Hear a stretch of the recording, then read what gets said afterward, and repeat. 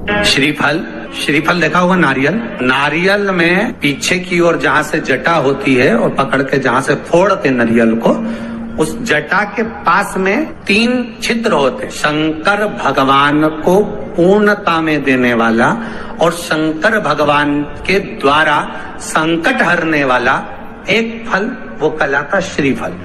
उस श्रीफल में, उस फल में, उस नारियल में 3 नेत्र होते हैं। नारियल का जहाँ जटा होती है, जहाँ से पकड़कर फोड़ते हैं, उसके उस तरफ देखेंगे 3 नेत्र मिलेंगे, 3 छिद्र मिलेंगे, वो 3 चक्षु हैं। शंकर के 3 नेत्र हैं। और कितना सुंदर लिखा है महाराज, स्कंद पुराण के अंतर्गत वर्णन किया है, भविष्य पुराण के अंतर्गत स्मरण किया है। जितने भाई बहन सुन रहे हैं बड़े ध्यान से सुनना महाराज। श्रीफल जो नारियल आप कलश पे रखते हो, जो नारियल आप मंदिर में ले जाते हो, पूजन करते हो, तो 3 चक्षु नारियल, 3 नेत्र वाला नारियल, अर्थात नारियल की जहाँ जटा होती है वहां उसके 3 नेत्र होते हैं। तो महाराज शिव पुराण कहती है, स्कंद पुराण कह रही है, तो उसको शुक्रवार पड़े, तो शुक्रवार वाले दिन उस नारियल को एक बेलपत्री के साथ में महाराज अंदर तिजोरी में या अलमारी में, या आपकी जहाँ बरकत होती है, दुकान का जहाँ व्यापार व्यवसाय चलता है, अलमारी होती है या गुल्लक होती है या तिजोरी होती है या अलमारी होती है, उसमें उसको रख दिया जाता है। उसको रखने के बाद में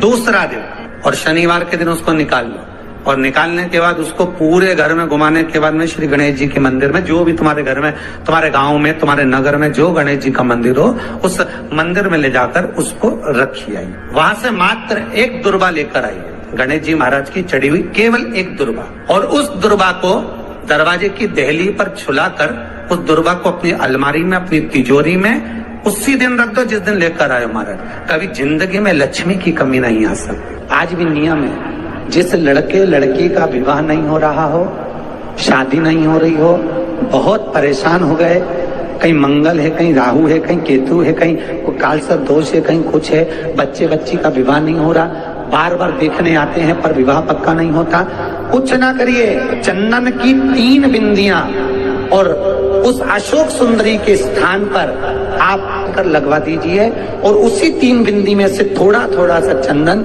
जहां पर लड़का लड़की सोते हैं उस कमरे में लगवा दीजिए।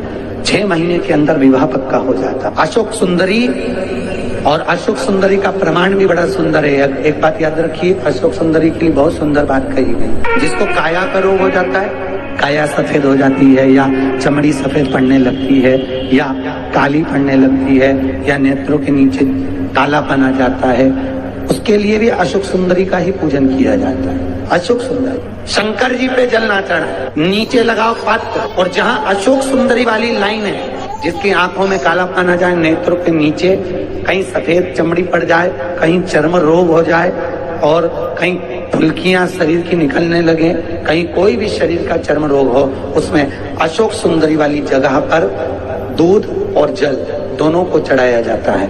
दोनों को चढ़ाकर उसको पात्र में झेला जाता है। शाम के समय इसी जल को उठाकर शाम पड़ते समय, बिल्कुल संध्या के समय पर पानी में मिलाकर इससे स्नान कर लिया जाता है। चर्म रोग समाप्त हो जाता है। जो ब्याज बट्टे का काम करते हैं ना, उधारी पैसा दे देते हैं और पैसा नहीं आता है, या दुकान पे से पैसा उधार देना है, उनको विशेष ध्यान रखना चाहिए अशोक सुंदरी का। बहुत अशोक सुंदरी का बिल्कुल ध्यान रखना चाहिए। जो उधार पैसा दें या उधार सामान दें, उसको अशोक सुंदरी का बड़ा स्मरण करना चाहिए। किसी को रुपया उधार भी दे रहे हैं तो अशोक सुंदरी के नाम की 1 लौंग, पैसा देने से पहले 1 लौंग अशोक सुंदरी के नाम की मुंह में रखकर खा ले, और जिस व्यक्ति को पैसा उधार दे रहा है उससे बात करके फिर उधार पैसा ले। वो पैसा